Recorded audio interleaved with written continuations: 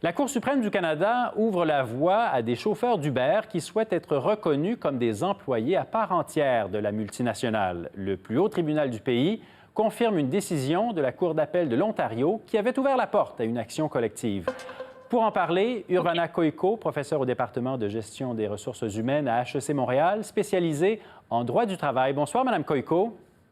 Bonsoir, Monsieur Saunier. Alors, la Cour suprême ne se prononce pas sur le fond du dossier. Qu'est-ce qu'elle vient trancher aujourd'hui? En fait, ce qu'elle vient déterminer clairement, c'est à savoir si la clause d'arbitrage qui était insérée dans les fameux contrats d'adhésion auxquels adhèrent les chauffeurs d'Uber Eats et la plateforme Uber, si cette clause d'arbitrage est valide. Est-ce qu'il s'agit d'un premier pas pour être reconnus comme des employés à part entière? En fait, elle vient déterminer un élément assez précis de du contrat entre les chauffeurs et la compagnie. Oui, effectivement, ce qu'elle vient déterminer, enfin, on peut dire que c'est une grande bataille déjà de gagner, mais la bataille qui reste à faire est encore assez longue. Je dirais que Uber a démontré à maintes reprises à quel point il est pugnace et régulièrement devant les tribunaux pour faire valoir son modèle d'affaires. Donc on est loin encore d'aboutir vraiment à une requalification du statut de travailleurs salariés de ces chauffeurs.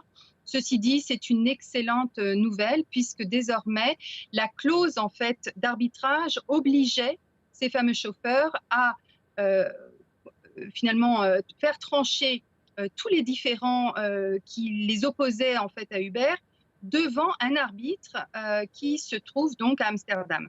Aux Pays-Bas, ce qui est très, très compliqué pour des chauffeurs.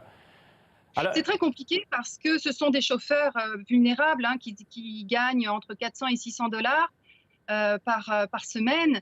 Et au fond, déjà, juste les frais administratifs qui sont requis par ce tribunal d'arbitrage, donc c'est 14 500 dollars US qui doivent être déboursés par le chauffeur, en fait, par Monsieur Heller, ce qui est absolument déraisonnable.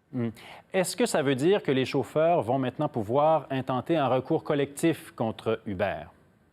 Effectivement.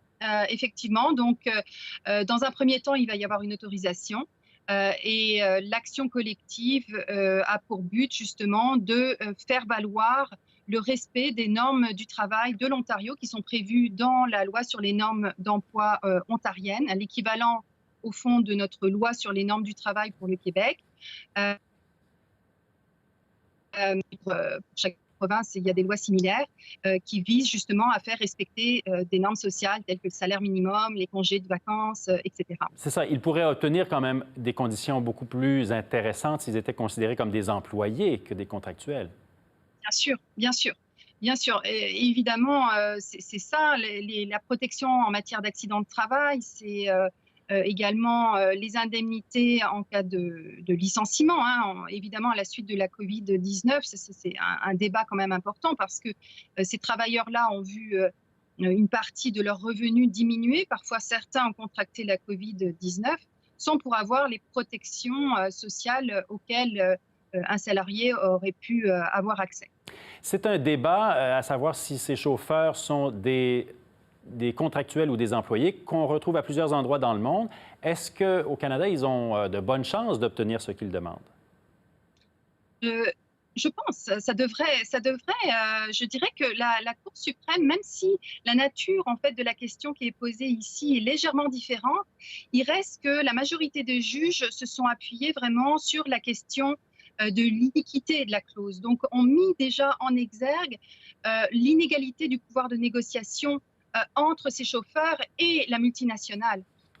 Donc, en fait, déjà, il y a cette espèce de lit qui est en partie posé par les juges de la majorité. Et puis, on a le support aussi d'autres décisions à travers le monde.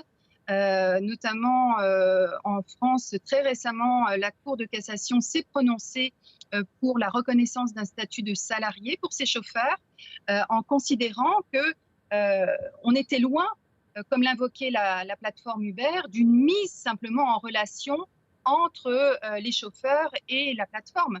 Uber est plus que ça. il exerce véritablement un contrôle, non seulement par le véhicule de la géolocalisation, mais aussi par d'autres mécanismes de sanction ou d'évaluation de la prestation de transport. Hmm. Alors, donc, je dirais qu'il y a quand même des éléments qui sont présents et qui ont déjà été tranchés par d'autres tribunaux à travers le monde. Il y a d'autres, évidemment, débats aussi en Californie. Ouais. Est-ce qu'on peut quand même considérer que cette reconnaissance éventuelle des chauffeurs comme des employés d'Uber viendrait changer complètement le modèle d'affaires de l'entreprise? Est-ce qu'elle demeurerait viable finalement? Effectivement, mais je pense que le modèle d'affaires repose justement sur le transfert des risques, non seulement à ces travailleurs qui malheureusement sont la plupart du temps très vulnérables déjà en partant, et aussi aux contribuables. Parce que finalement, et c'est ce qu'on observe déjà aux États-Unis, ces chauffeurs, quand ils tombent malades, lorsqu'ils ont moins ou lorsqu'il y a moins d'activité, évidemment, ils n'ont aucune protection sociale. Alors, forcément.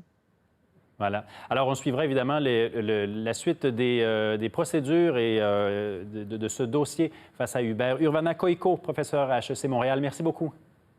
Merci, Monsieur Saunier. Au revoir.